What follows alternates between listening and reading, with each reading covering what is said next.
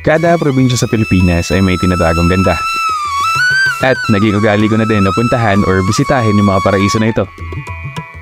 Ang sarap kasi talaga sa pakiramdam kapag mismong mata mo na ang nakakita sa ganda ng likha ng may kapal. Tapos, bigla na lang, masasabi mo sa sarili mo na may ganito pala dito.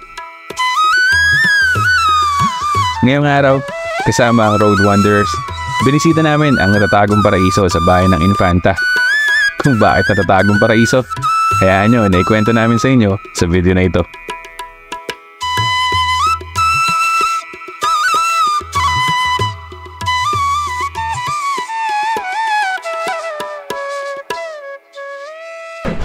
What's up sa inyo mga tropang gala? It's me again and we're back for another video. At today, kasama ko si Charles and si Granny sa ride na to. So we're back in Infanta. Nandito na kami sa Infanta. Madilim pa na umalis kami, no? Nakita-kita kami sa 7-Eleven, then bumiyahe kami. Iba yung dinaanan namin today. Yung usual na dinadaanan ko kasi pag pumupunta ako ng Marilake is via Aurora Boulevard. Tinry namin daanan yung way sa Espanya, palabas ng QC Circle, papasok ng UP. Yun yung way na dinaanan namin. Palabas pa rin naman ng Marikina. So yeah, madalim kami umalis. Madalim pa.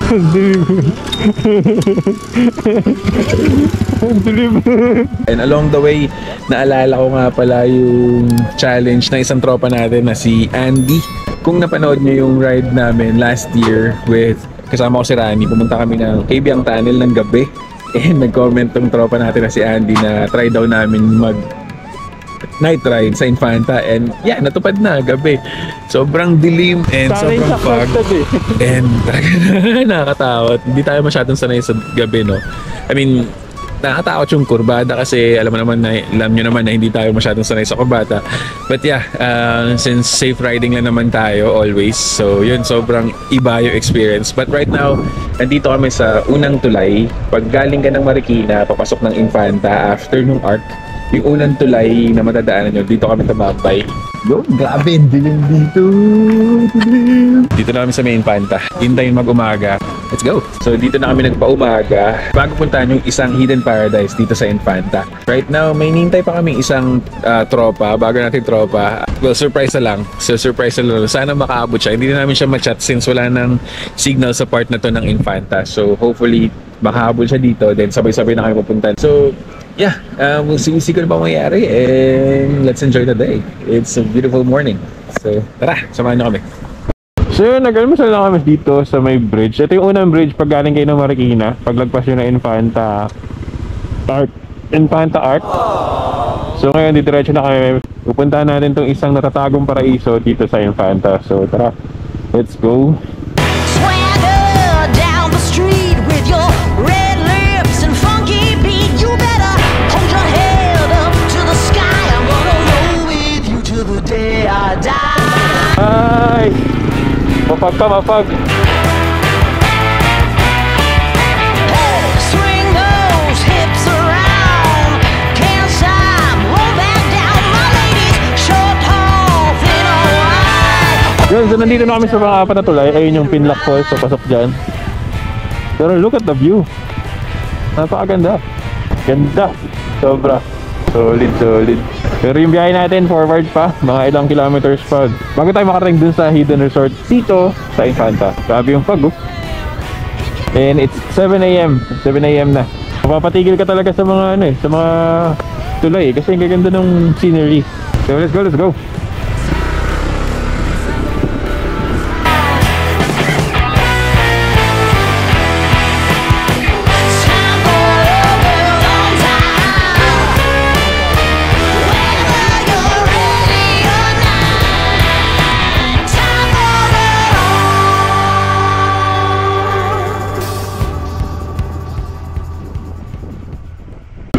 Packet tayo, packet. Ay, kurba. Grabe tarik. Ay! Pero look at the view. Ay! Pero buti hindi siya malubak.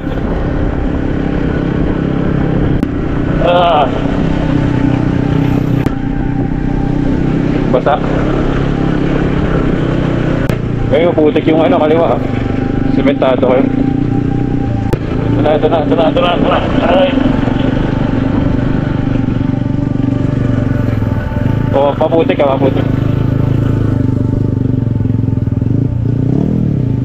Ayun oh. So yun mga tropa, nandito na tayo sa Hidden Paradise Resort. Let's go!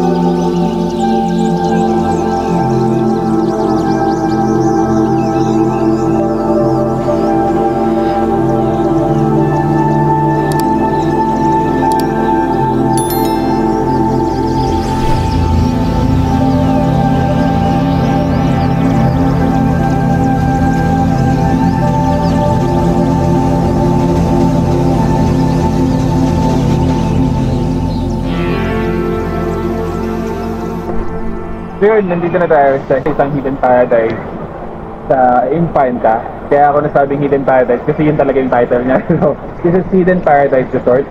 Sobrang solid dito. Ang daming pool. Meron siyang 1, 2, 3, 4, 5 na pool. Merong malalim, merong saktuhan lang, merong pambata. Ang entrance fee nga pala is 50 each, 50 per head. Parking wala namang bayad. Ang cottage nga na binala namin is 500. Then, yeah, marami siya. May mga kubo, may TP house, may bahay na style. And yeah, sobrang daming pagpipilian na cottages dito. And meron dito tindahan na pwede nyong bilan ng mga basic needs. And meron silang tinitindang chicken. May mga pang-ihaw din dito. Dito na kami bumili kasi nga hindi na kami nakabili dun sa baba kanina. And meron dito isang part na aakyatin mo sa bundok. So pag inakyat mo sa taas, kita mo yung view ng Sierra Madre and merong kubo sa taas. And solid din yun, merong mga TP houses, may kubo na malaki, merong kubong maliit na pang day tour. Etong ano namin, cottage namin, meron pang family, meron pang barkada talaga. And the CR, sobrang solid din. Okay din yung mga CRs nila.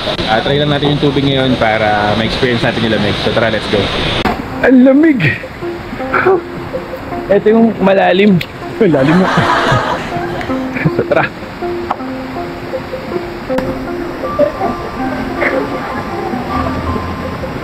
Malalim, grabe. At ang lamig. Since yung tubig niya is galing sa forest or sa mountains, same siya ng Pinlac and Kakawayan na malamig yung tubig and fresh. So, yeah, grabe, lamig.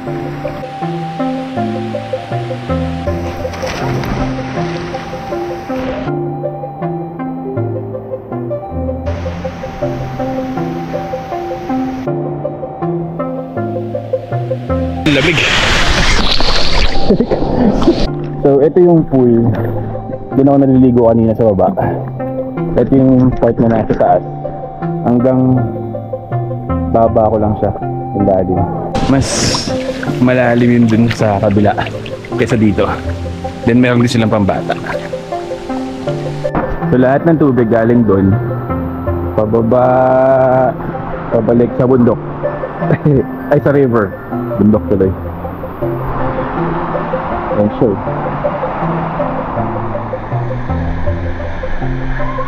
Hey. Signature CC chat.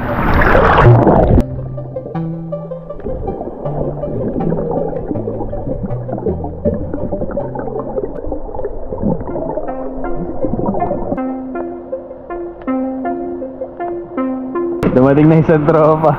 Hey! Thank you.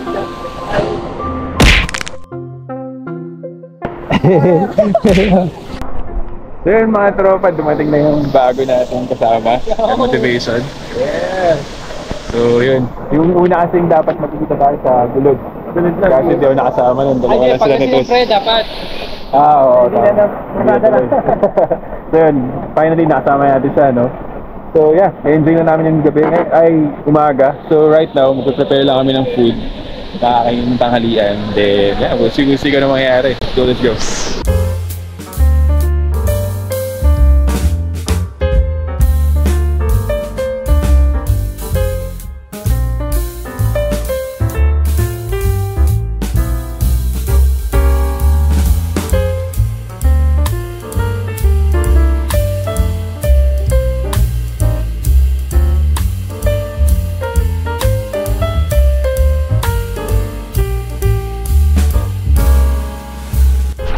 So yun mga tropa, kakain na tayo. Hey! Totoo na. So tara, let's enjoy lunch.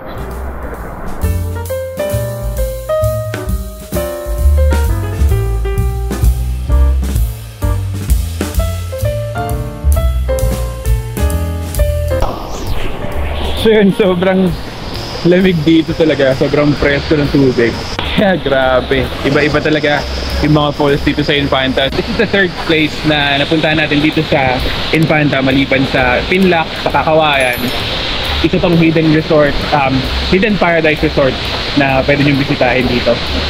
And yeah, magkakasunod na sila eh. So mauna lang yung Kakawayan, then Pinlac, then forward pa kayo ng konti, makikita nyo na itong hidden paradise resort. So medyo matarik lang yung pataas, tulad nga ng pagkakit natin kanina. So ingat-ingat lang. But yeah, chill pa kami. Usi-usi ka na mangyayari. So tara, samahan niyo pa kami. Let's go!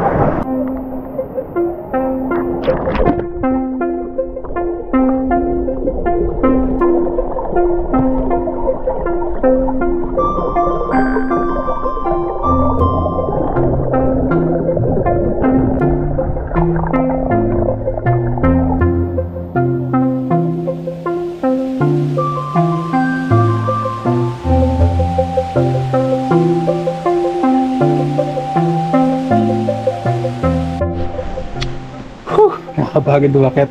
Pero kasing aakyatan dito sa taas na merong kubo and solid, sobrang tambayan siya. And feeling ko pwede mag-camp kasi merong space dito na pwedeng pagtayuan ng 1 to 2 tents. Yan, pwede dito. Actually kahit tatlo yata ipipilit eh, pero 2 tents pwede na. Yun nga lang, pag dito kayo sa taas dapat dala nyo yung gamit nyo, yung kakainin, yung pagkain or yung tubig. Kasi medyo, ano siya, mga 3 to 5 minutes stairs. Hindi, mga 3 minutes stairs. Kung tuloy-tuloy. And ito yung view nyo.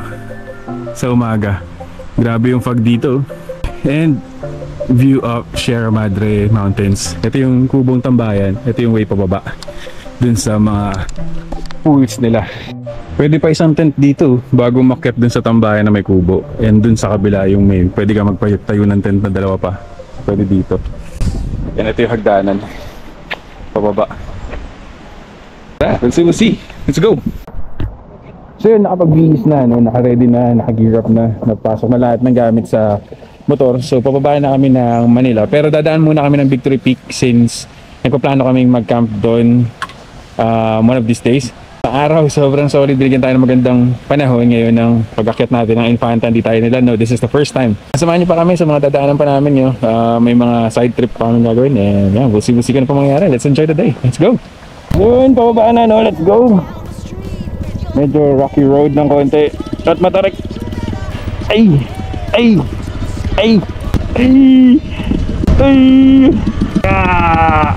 So let's go! So pag may kasabay kayo dito, bigay kayong distansya sa unahan para hindi kayo magano kasi matarik yung daan. At meron kayong malaking braking distance. Ay! Engine brake! Let's go! Let's go!